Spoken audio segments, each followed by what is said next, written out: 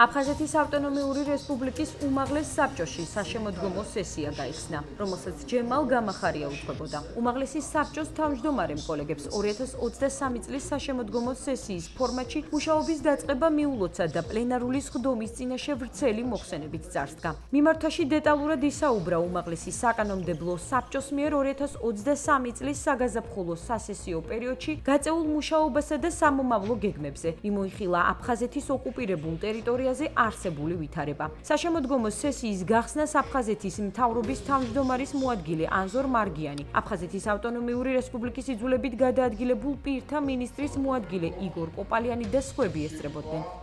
გაიხსნა 2023 წლის საშემოდგომო სასესიო პერიოდი. ჩვენი რეგლამენტის თანახმად ამ დღეს ვაჯამებთ განვლილი სასესიო პერიოდში ჩატარებულ მუშაობას და ვსახავთ სამომავლო გეგმებს. განსაკუთრებული რაღაც გეგმები გვაქვს დასახული იმასთან დაკავშირებით, რომ მომავალი აფხაზეთის კონსტიტუციის პროექტი შევემუშაოთ. მომავალი აფხაზეთის კონსტიტუციის პროექტი. ამასთან დაკავშირებით დაგეგმილი არის მთელი რიგი საერთაშორისო ვიზიტები იმისათვის, რომ მოწინავე ევროპული გამოცდილება იქნეს შესწავლილი და ეს ყველაფერი გათვალისწინებული მერე ჩვენს მუშაობაში, იმ კომისიის მუშაობაში, რომელიც აი ამ საკითხით არის დაკავებული. არის ბევრი სხვა მიმდინარე საკითხი, რომელიც ეს სასესიო პერიოდიდან სასესიო მომდევნო პერიოდზე გადადის, წლიდან წლამდე ესე მიმდინარე საქმიანობა.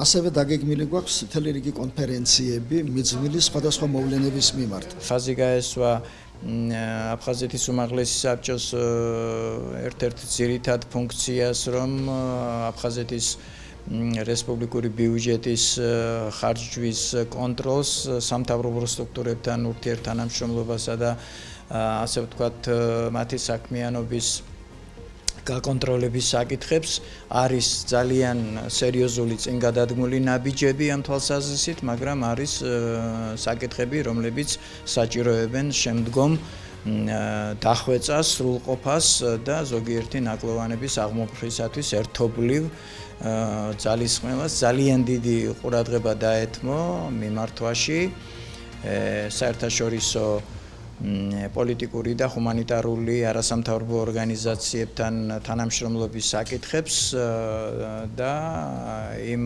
გარემოებებს, რომლებიც დაბრკოლებებს ქმნიან საქართველოს ტერიტორიული მთლიანობის აღდგენის გზაზე. განსაკუთრებულად აღნიშნავდი იმ საკმაოდ დიდ მუშაობას, რომელიც გასწია აფხაზეთის უმაღლესმა საბჭომ და კერძოდ მისმა თავმჯდომარემ ამ აფხაზეთის შესაომარი მოქმედების დასრულებიდან 30 წლის თავისადმი მიძღვნილ საკმაოდ დიდ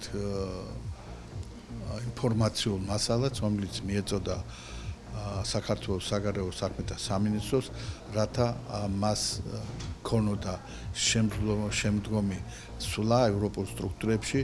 რამე თუ ვიცით, რომ აფხაზეთი საკმაოდ სერიოზულად ემზადებიან ამ თარიღისადმი და პრაქტიკულად უპასუხოდ არ დარჩეს. ძალიან სერიოზული კვლევები თუ ჭალებში ვიტყვი ამას და პუბლიკაციები ქვეყნდება აფხაზურ და რუსულ პრესაში ამ საკითხთან დაკავშირებით, ამიტომ ამას სჭირდება სერიოზული რეაგირება.